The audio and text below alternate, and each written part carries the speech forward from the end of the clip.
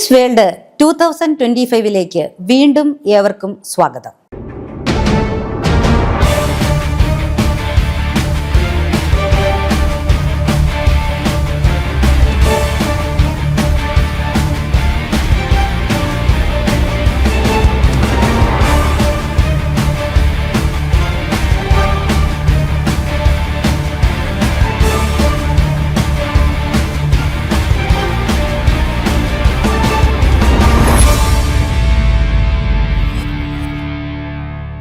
ഇന്ന് ചിലർ വിശദീകരണം ആവശ്യപ്പെട്ടതിൻ്റെ അടിസ്ഥാനത്തിൽ 498A എന്താണെന്നും കോടതികൾ ഈ വിഷയത്തിൽ എടുക്കുന്ന നിലപാടിനെക്കുറിച്ചും പറയാം.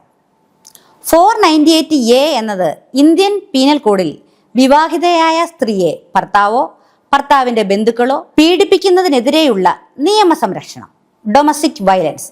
ഇതിനെക്കുറിച്ച് എങ്ങനെ പരാതി കൊടുക്കാം എന്ന് കഴിഞ്ഞ ഒരു എപ്പിസോഡിൽ ഞാൻ വിശദീകരിക്കുകയുണ്ടായി. ശാരീരിക പീഡനം, മാനസിക പീഡനം, ഡാവറി അഥവാ സ്ത്രീധനം സംബന്ധിച്ച പീഡനം എല്ലാം ഈ വകുപ്പിൻ്റെ കീഴിൽ വരുന്നു. 3 വർഷം വരെ തടവ്, പിഴ അല്ലെങ്കിൽ രണ്ടും കൂടെ. ക്രൈമിൻ്റെ ഗൗരവം അനുസരിച്ചായിരിക്കും ഇത്. പോലീസിന് വാറന്റ് ഇല്ലാതെ അറസ്റ്റ് ചെയ്യാം. ജാമ്യാവകാശം കിട്ടില്ല, അതായത് നോൺ ബെയിലബിൾ. സാധാരണയായി ഒത്തുതീർപ്പ് ചെയ്ത് കേസ് പിൻവലിക്കാൻ പറ്റില്ല. ഭർത്താവ്, അമ്മായിയമ്മ, അമ്മായിയച്ഛൻ, സഹോദരൻ, സഹോദരി, ഭർത്താവിൻ്റെ ബന്ധുക്കൾ ഇവർക്കൊക്കെ എതിരായി കേസ് കൊടുക്കാം. എന്നാൽ ഈ വകുപ്പ് ദുരുപയോഗം ചെയ്യപ്പെടുന്ന ചില സാഹചര്യങ്ങൾ ഉണ്ട്. 498A IPC ഒരു ഗൗരവമുള്ള കുറ്റമാണ്.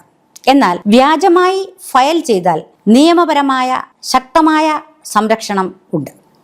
കേസ് റദ്ദാക്കാൻ ഹൈക്കോടതിനെ സമീപിക്കാം. ആൻറ്റിസിപ്പേറ്ററി ബെയിലിന് അപേക്ഷിക്കാം.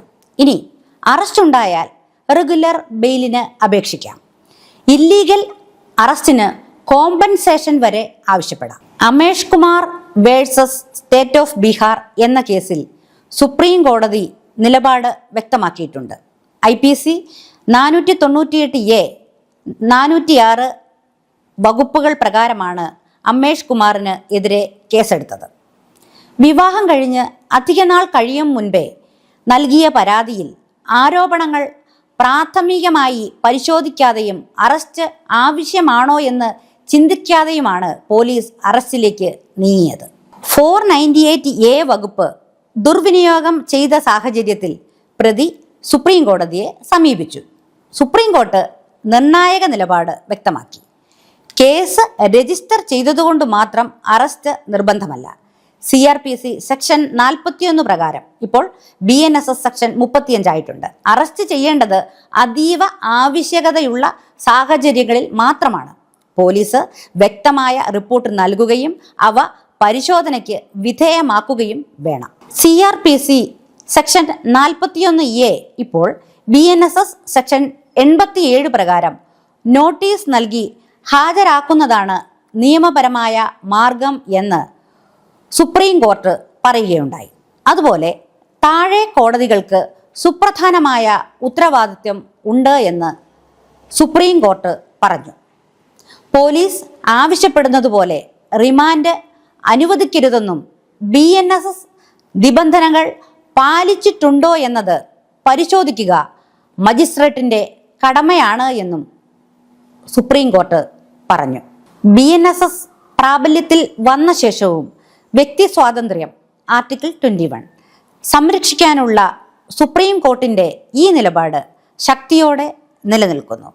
അനാവശ്യ അറസ്റ്റുകൾ വ്യക്തിയുടെ മാനവും സ്വാതന്ത്ര്യവും കുടുംബവും തൊഴിലും മുഴുവൻ ജീവിതവും തകർക്കുന്നു എന്ന സത്യം മേൽപ്പറഞ്ഞ വിധി ശക്തമായി ഓർമ്മിപ്പിക്കുന്നു. നിയമം ശിക്ഷിക്കാനുള്ളതല്ല, സ്വാതന്ത്ര്യം സംരക്ഷിക്കാൻ കൂടിയുള്ളതാണ്. ഇത്തരം അവസരങ്ങളിൽ യോഗ്യനായ അഭിഭാഷകനെ കാണുക എന്നതുകൂടി ഞാൻ ഓർമ്മിപ്പിക്കുന്നു. ആമീസ് വേൾഡ് 2025 തുടർന്നും കാണുക. നന്ദി, നമസ്കാരം.